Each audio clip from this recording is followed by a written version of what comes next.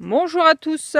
Je voulais donc répondre à quelques questions aujourd'hui, comme par exemple pourquoi déjà il y a des changements de parc en ce moment. Il y en a eu quand même pas mal.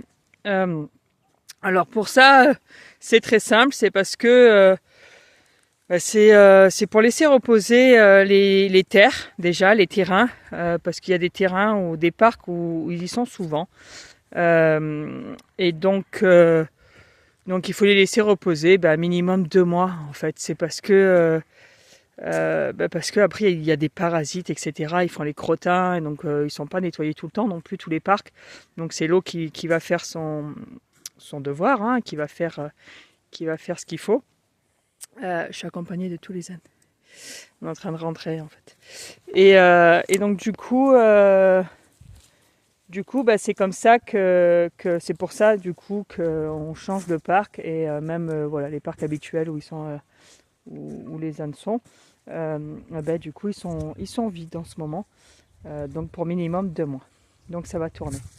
Autre question, c'est comment je décide de savoir qui va avec qui. En fait c'est très simple, on a deux gros bâtiments comme celui-ci où il y a les ânes, donc vous connaissez. À l'origine, on les appelle la bergerie et l'écurie parce j'avais des brebis avant. Donc c'est resté bergerie et écurie en fait par habitude parce que ça permet de distinguer les deux bâtiments. Là, on est à la bergerie. C'est des ânes qui sont à l'intérieur. Là, à la bergerie, par exemple, on a les ados et les ânes gestantes. Alors pourquoi les ados et les ânes gestantes qui sont de ce côté?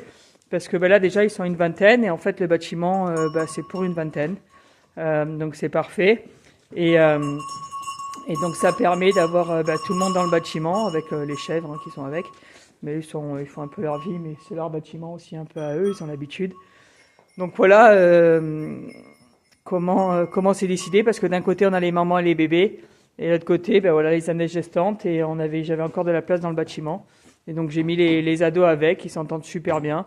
Et puis de toute façon elles vont être normalement les femelles qui sont dans ce parc-là, dans ce groupe-là, en ado, vont être en gestation.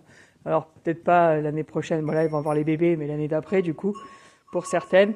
Donc en même temps que ce troupeau-là. Donc c'est parfait, au moins elles se connaissent déjà, elles vont s'habituer ensemble. Voilà, c'est pour ça. Je vous souhaite de passer une très belle journée. Et puis pensez à liker la vidéo et à poser vos questions. À bientôt.